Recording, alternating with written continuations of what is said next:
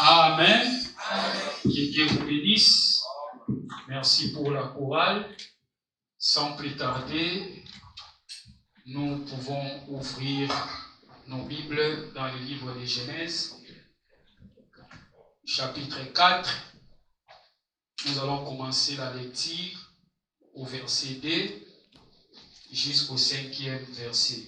Je vais faire de tout mon bien pour parler le peu qui est possible pour respecter le temps. Amen.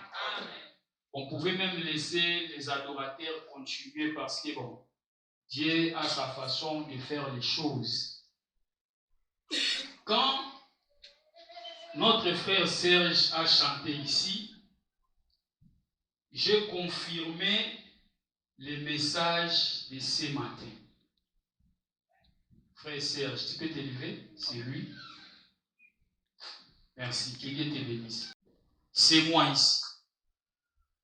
Et quand frère Arnaud aussi a témoigné ici, j'ai aussi confirmé ce que je vais parler ce matin. Le thème que je vais commencer aujourd'hui est intitulé « Les mystères de l'offrande ». Les mystères de l'offrande. Donnez-moi vraiment très bien ton oreille, tu vas apprendre beaucoup de choses. Là où nous venons de lire la parole de Dieu, la Bible nous présente des frères d'un même père. L'autre était les laborateurs et l'un était les bergers. Bien-aimés, le désir de donner à Dieu, c'est Dieu lui-même qui pourvoit ça dans le cœur des hommes.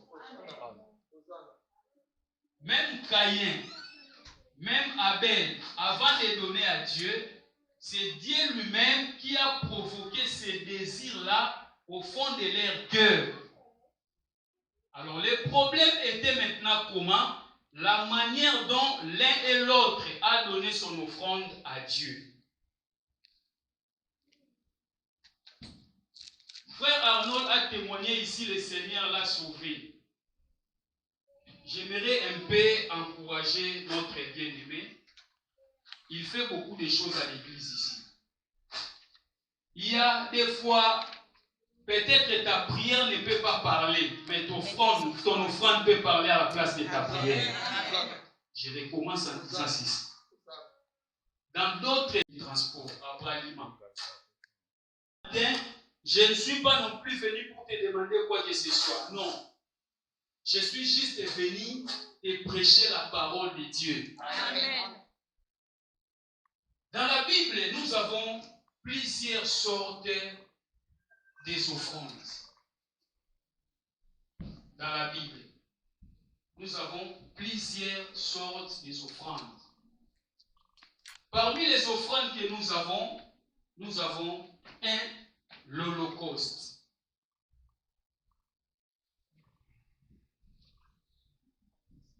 Je donne les sortes des offrandes. Première sorte, nous avons l'Holocauste.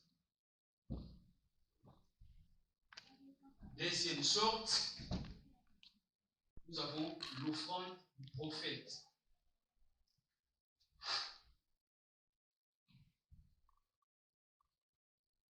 8e offrande, nous avons l'offrande de la culpabilité. Nous avons aussi une autre offrande qu'on appelle la libéralité.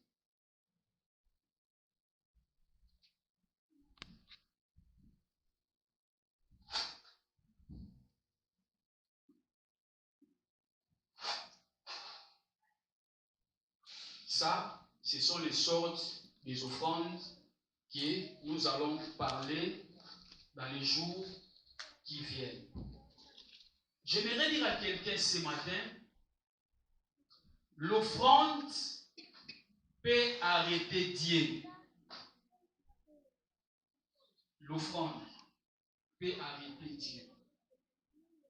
Nous le voyons dans la Bible. Il y avait un homme. Et cet homme-là était un homme faible. Il craignait même ses ennemis. C'était Gédéon. Là, nous sommes dans le livre des Juges, chapitre 6, verset 17. Juges, chapitre 6, verset 17. Et Israël était malheureux à cause de ses peuples. Gédéon, il était le batteur de froment, ce qu'on dit à Lingala, Moutamachine, ya foufou. Et l'ange de l'Éternel, il s'est présenté à lui en lui disant, toi, tu es vaillant héros. Va avec la force que tu as. C'est toi que j'ai choisi pour délivrer Israël entre les mains des Madians. Je lui ai dit non. Moi, je suis le plus petit dans la maison de dans la maison de ma famille.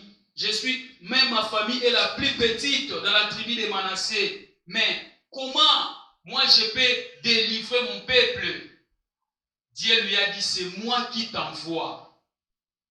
Ta petitesse ne peut jamais empêcher Dieu de te choisir. Quelles que soient tes incapacités, Dieu aime les gens incapables.